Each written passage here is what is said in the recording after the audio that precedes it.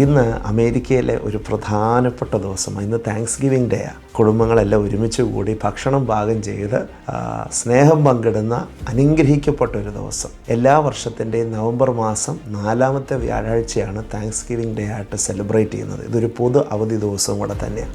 ഈ ദിവസത്തിൻ്റെ പിന്നിൽ ഒത്തിരി ചരിത്രമുണ്ട്. ഞാൻ അതിലേക്കൊന്നും കടക്കുന്നില്ല. എന്നാലും ഞാനിന്ന് പകലിങ്ങനെ എഴുന്നേറ്റ സമയത്ത് ഓർക്കുകയായിരുന്നു ദൈവം നടത്തിയ വിധങ്ങൾ. ഞാൻ ഈ രാജ്യത്തേക്ക് വന്നിട്ട് 4 വർഷമേ ആയിട്ടുള്ളൂ.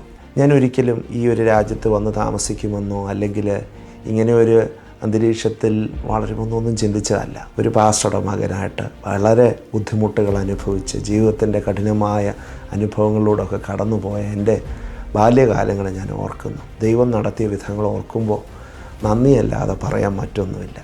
എനിക്ക് ഈ താങ്ക്സ് ഗിവിംഗ് ഡേ എന്ന് പറയുന്നത് എല്ലാ ദിവസവുമാണ്. എല്ലാ ദിവസവും നമുക്ക് സെലിബ്രേഷനാണ്. കർത്താവ് നടത്തുന്ന ആ വഴികളും ദൈവത്തിൻ്റെ നന്മകളും ഒക്കെ ഓർത്ത് നോക്കുമ്പോൾ ദൈവത്തെ സ്തുതിക്കാനും മഹത്വപ്പെടുത്താനും അല്ലാതെ എന്ത് കഴിയും? നിങ്ങളുടെയൊക്കെ ജീവിതത്തിൽ അതുപോലെ തന്നെ ആകട്ടെ എന്ന് ഞാൻ പ്രാർത്ഥിക്കുന്നു.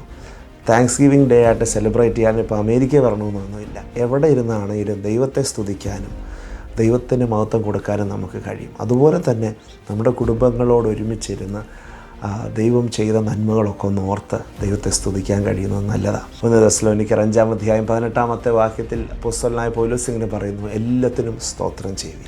അതുകൊണ്ട് ഇന്ന് നമുക്ക് ദൈവത്തെ ഒന്ന് ഒരുമിച്ച് സ്തോത്രം ചെയ്യാം. കരുതിയ കരുതലുകളും നടത്തിയ വിധങ്ങളും ആയുസ്സും ആരോഗ്യവും ബലവും കുടുംബവും സമൃദ്ധിയും എന്തെല്ലാം ദൈവം തന്നു.